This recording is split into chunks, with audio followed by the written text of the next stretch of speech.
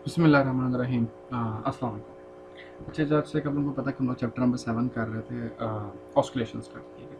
तो इसका लास्ट जो हमारे एक दो टॉपिक रह गए हैं, आज उसको देखेंगे। तो उसमें सबसे जो चीज़ है वो फ्री एंड फोर्स्ड ऑस्किलेशंस। जैसे कि आपको थोड़ा बहुत नाम से ही पता चल रहा होगा कि बच्चे ये जो फ्री ऑस्किलेशंस है, फ्री का मतलब क्या होता है कि आज़ाद, जिस पे मतलब किसी किस्म की कोई फोर्स ना लग रही हो या ऐसा कुछ ना हो। फोर्स्ड की जो ज़बरदस्ती है ये चीज़ें, तो ये हम लोग फ्री एंड फोर्स्ड ऑस्किलेशन। और ऑस्किलेशन का पता है कि हम इस चैप्टर में भी अब तक जितना भी पढ़ के आएंगे, वाइब्रेशंस जो होती हैं, ये सारा कुछ, ठीक है। तो फ्री ऑस्किलेशन क्या है? पहले सबसे पहले कहता है body said to be executing free vibrations और oscillation when it oscillates without interference of an external force, के बगैर किसी एक्सटर्नल इंटरफेरेंस के अपने आप ही जो बॉडी ऑस्किलेट कर रही हो, ठीक है, उसको हम क्या बोलते हैं? फ्री ऑस्किलेशन बोलते हैं। एग्जाम्पल, भाई अगर हम लोग एक छोटा सा पेंडुलम को थोड़ा सा अपनी जगह से हिला के छोड़ दें, तो क्या करेगा? उसके बाद अपनी एक नेचुरल जो उसकी फ्रिक्वेंसी है उसके साथ वो वाइब्रेट करता रहेगा। हमें बाद में किसी किस्म की फोर्स लगाने की जरूरत नहीं पड़ेगी, ठीक है। From its mean position vibrate freely with its natural frequency that depends only upon the length of the pendulum.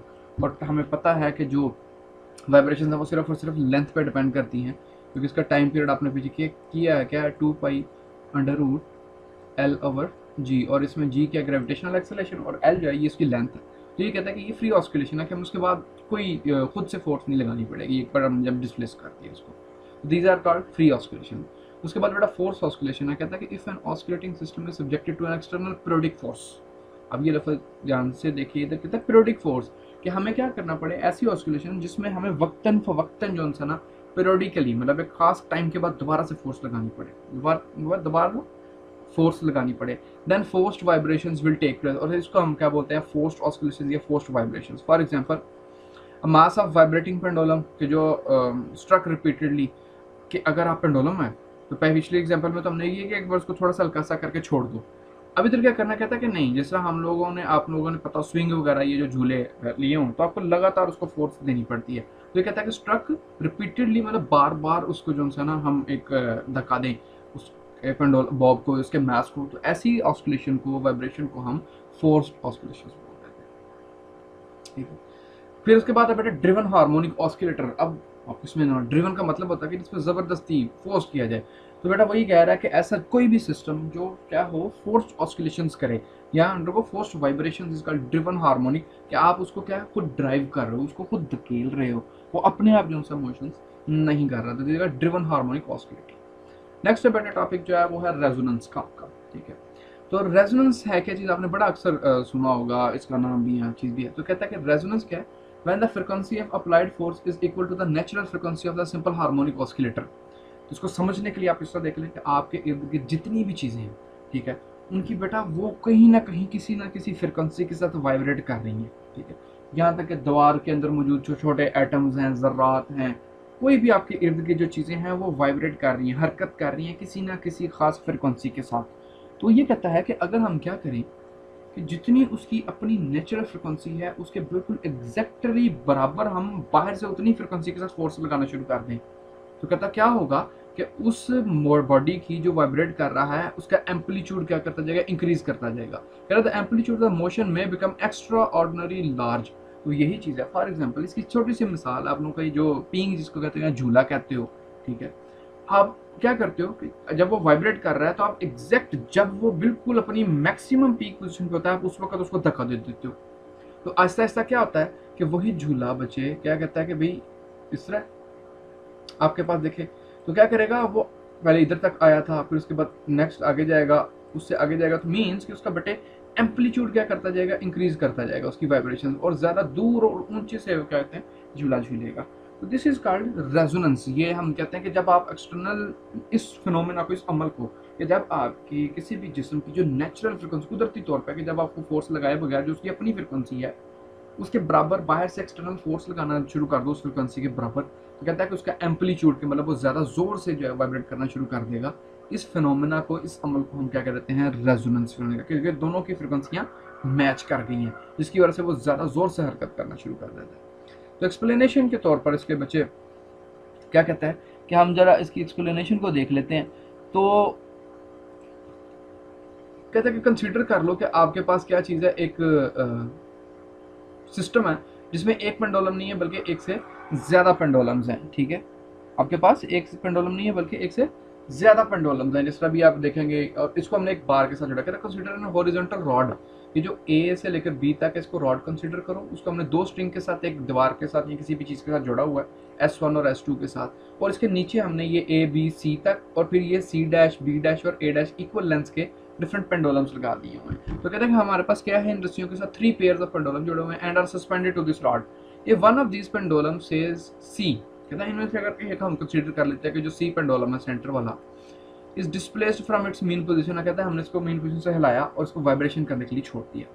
Then its resultant oscillatory motion causes slight disturbance, ठीक है, क्या करेगा, slight disturbance in the rod A B. तो A B की जो motion है उसमें भी कहता है थोड़ी सी हल्की सी तब्दीली कर देगा।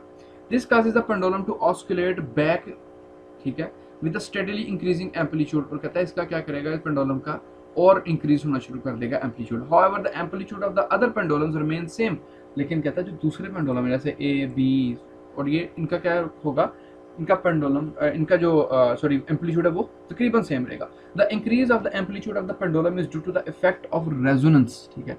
अब कहता है हुआ क्या कि इसका अपना जो है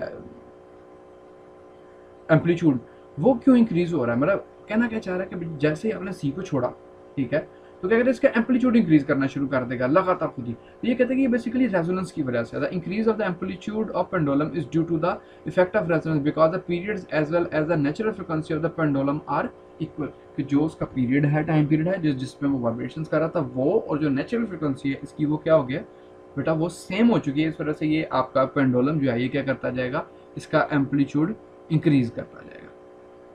अब कहते हैं इसमें मैकेनिकल रेजोनेंस स्विंग, जिसको हम ये झूला कहते हैं, इसकी एग्जांपल्स है कि हमारे पास जो रेजोनेंस है कहाँ कहाँ पे आती है हमारे सामने। तो एक तो मैंने पहले डिस्कस कर दी है कि जो झूला होता है हम लेते हैं उसकी जो नेचुरल फ्रिक्वेंसी है, अगर हम एग्जैक्ट क्या करें उसके ऊपर सीरीज बना लें कि जब वो बिल्कुल एक्सट्रीम पोजीशन पे आएगा तभी उसको धक्का दें, तो क्या होगा कि आहिस्ता आहिस्ता उसका एम्पलीट्यूड इंक्रीज करता जाएगा और वो ज़्यादा ऊंचा सा झूला जाता जाएगा, ठीक है।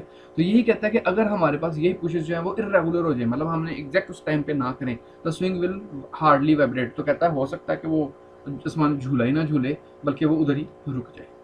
नेक्स्ट है बेटा मार्च ऑफ सोल्जर की रेजोनेंस और कहाँ कहाँ पे होती है कि जब आपके जो फौजी हैं, ठीक है, ये आपको पता है कि इनके बारे में क्या होता है कि इनको एग्जैक्ट इनके पाँव एक साथ ऊपर उठने चाहिए और नीचे गिरने चाहिए।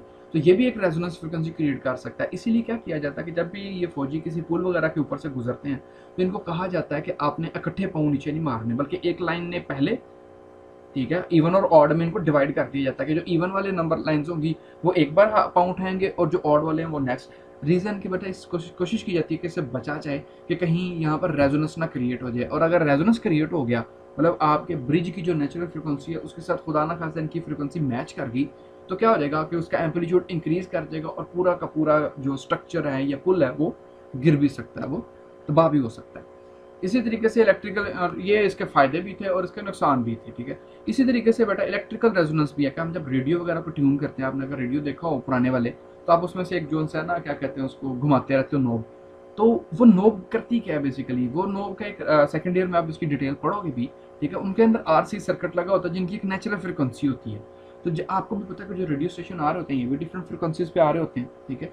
तो आप क्या करते हो, अपने सर्किट के अंदर मौजूद कैपेसिटर और रेजिस्टेंस की जो फ्रिक्वेंसी होती है उसको एग्जैक्ट ट्यून करते हो उसके बराबर जो कि बाहर से आपके पास सिग्नल आ रहे हैं। तो जैसे इनमें रेजोनेंस क्रिएट हो जाती है, मतलब कि इनकी कैपेसिटर और रेजिस्टेंस की अपनी फ्रिक्वेंसी और जो एक्सटर्नल आपके पास बाहर से सिग्नल आ रहे हैं उनकी फ्रिक्वेंसी अगर एक जैसी हो जाए, मैच कर जाए, तो तब कहता है कि आपको वो स्टेशन ट्यून हो जाता है और उसकी आपको आवाज़ आना शुरू होती है, मतलब आपको म्यूजिक चल पड़ता है। तो वहाँ पर भी क्या है, इलेक्ट्रिकल रेजोनेंस इस्तेमाल होती है।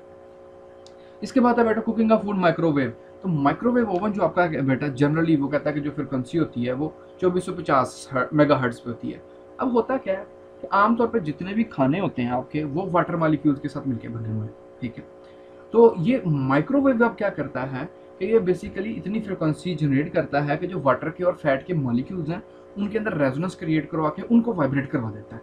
तो जैसे ही, और आपको भी पता है कि बेटे वाइब्रेशन जो है या काइनेटिक एनर्जी जो है गैसेस की, जब भी इनके मॉलिक्यूल्स क्या करेंगे ज़्यादा तेज़ी से वाइब्रेट करना शुरू कर देंगे तो हम क्या कहते हैं, एक हीट प्रोड्यूस होगी है वो गर्म हो चुकी है। तो बेसिकली माइक्रोवेव भी रेजोनेंस का जो फिनोमेना है वही यूज़ करके खाने वगैरह को गर्म करता है। इसीलिए बड़े सेफ्टी के तौर पर हदायतें दी जाती हैं कि एक जो खाना है उसको आप 2 से ज़्यादा बार जो है ना गर्म ना करो माइक्रोवेव के अंदर। रीज़न क्या होती है कि बेटा दूसरी से तीसरी बार उसके वाटर मॉलिक्यूल्स क्या आते हैं, वो वेपोरेट कर चुके होते हैं, वाटर मॉलिक्यूल कुछ बचता नहीं है। उसके बाद अगर रेजोनेंस क्रिएट होगा तो वो आपके हो सकता है कि खाने की ग़िज़ाइयत ही ख़त्म कर दे। ठीक है, तो ये तो बच्चे आज का लेक्चर था। इसी के साथ अगर चैप्टर एंड हो गया, नेक्स्ट इंशाल्लाह क्वेश्चन आंसर्स और न्यूमेरिकल्स को देखेंगे। ठीक है, और फिर जो है नेक्स्ट चैप्टर पे चलेंगे। ओके बच्चे, अल्लाह हाफिज़।